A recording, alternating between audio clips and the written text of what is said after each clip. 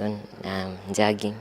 I'm in Form 2, Alliance High School, and my view on technology is that everyone in this world nowadays, today, most of the things are being undertaken through technology, unlike in the past. And what my advice will be to my fellow colleagues will be to venture into technology and to seek technology as a way of employment, because many of them seek other jobs to be employed, but I would rather go for self-employment, because you can be self-employed by technology, like those who are venturing into programming and computers.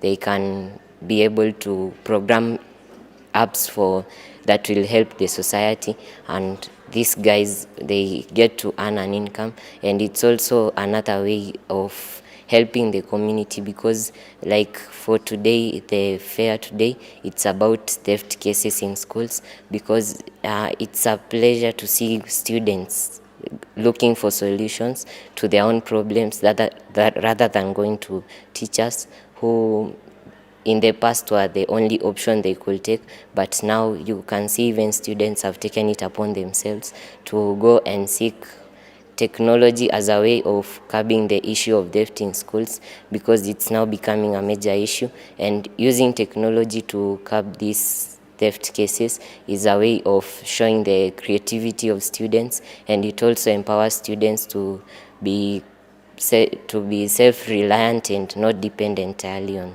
teachers. Thank you. My name is Walter Ombiro. I am in charge of ICT Club, the club that has organized today's event, where different teams, whom we refer to as companies from various organizations, have to meet and innovate, especially according to this year's theme, whereby we are looking at theft. There has been theft in schools, in our homes, or in other places, and therefore we are looking at how can we solve this problem using technology. We believe that there are so many answers found in technology, and therefore, if we are able to use technology that is really available here with us, we can get some of the solutions we want. We have different categories of participants coming from high school.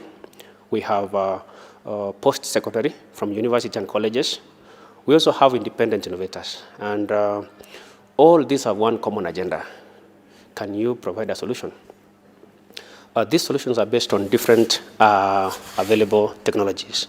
A student can do an app, someone can do a website, someone can use robotic available tools, whether it's using Arduino, Raspberry Pi, or any other technologies that are available to provide a solution. So our main interest to look at how are you utilizing that technology so that you are able to provide a solution and the like. So many projects, beautiful ones, I can see them around, and students are competing very fairly, whereby I want to believe that the future actually can be seen from these technological experts who are in Kenya, whom we are really interested in most.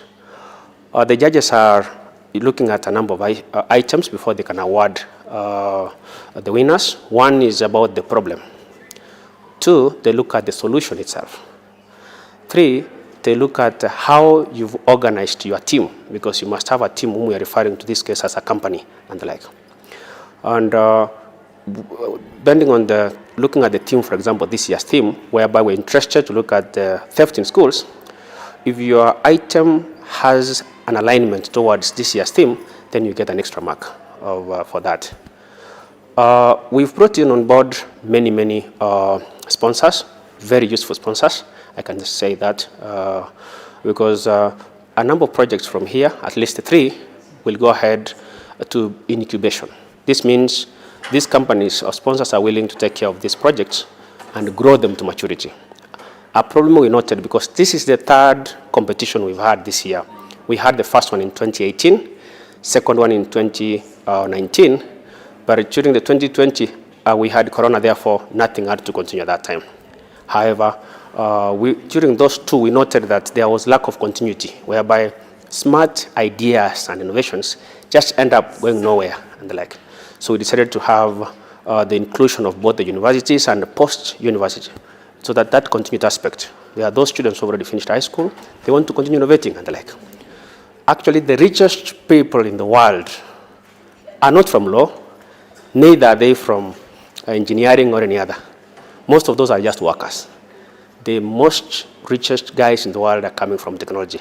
And that is why I believe that even the economy of Kenya and the people can benefit a lot. Jobs can be created. So these small companies we're creating today, whom we are nurturing, may end up being the employers of so many other people in Kenya in future. That. Solomon Derito Wahome. I am a student at Alliance High School, currently in Form 3, and I am here today on June 17th participating in the annual Alliance High School Computing and Robotics Fair.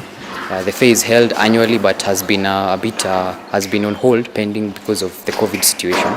I am here today presenting a project that explores the use of biometrics in school lockers because we have seen an upsurge in theft in many schools of late, and this is mainly because the methods that schools mainly use to lock or keeps their students' items safe are a bit analog, such as padlocks, and they can be broken into by brute force. And you find that once you lose an item, for example, maybe a student goes to the house or to the dorm at night, they lose a night, they discover that an item of theirs has been stolen. It is impossible to know who took the item and where the item went. But we find that my team and I have come up with a solution where we aim to incorporate the use of biometrics. Biometrics include fingerprint, facial scanners, the iris scans in the eyes, as well as the palm of the hands. Those are biometric security measures, and ours is exploring the use of fingerprints, where each student has a unique fingerprint, and we find that we can put a device on the locker that identifies the fingerprint of the student and allows them to lock in.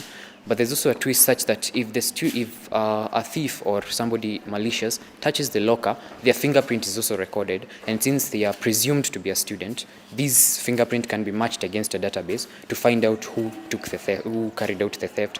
Meaning we can not only hinder theft but even deter it in such a way that we can find who attempted to break in and find the culprits around. Yeah, the essence of what we're doing is great because, number one, we are trying to aim to look at affordability. Because of the recent financial situation in the country, find many schools may not be able to invest in very heavy security measures. Hence, the method we've come up with mainly seeks to address this problem by using tools which most schools can afford easily and may even be able to assemble them in their own labs. We also incorporate the use of our master key, where this is in form of a card, where the administration will have a card. They can bring it against a scanner which you have put, and they can be able to gain access to the lockers mainly to carry out inspection, find out if students are hiding such things, because in a school situation, we can expect that the only thing that a student should be having in their locker are things oriented towards their studies and nothing else. Hence, this master key will allow during inspections the administration to come, even when the Ministry of Education carries out its routine inspections, to come, go through the lockers and find out if somebody is carrying any illegal items. Yes. I tend to explore more because tech is a growing world. It's increasing in various ways, and you can't limit yourself or be limited by anything. So I tend to explore, find other ways, perhaps better ways, and if there's a way we can actually improve this proximity peg, to explore ways which we can curb theft and even other forms of crime in the school sector. Currently, this is the 21st century. We don't base ourselves on gender jobs. A job is a job as long as you have passion for it. So don't look around for where there's more boys or more girls. As long as it's something you're passionate about, strive to get at it, because at this point we tend to say too much of male-dominated sectors. But instead of saying that, we should be asking ourselves how we as ladies can be able to impact in such places, because we all have the same minds, the same brains, we can do the same things, just the difference is the gender.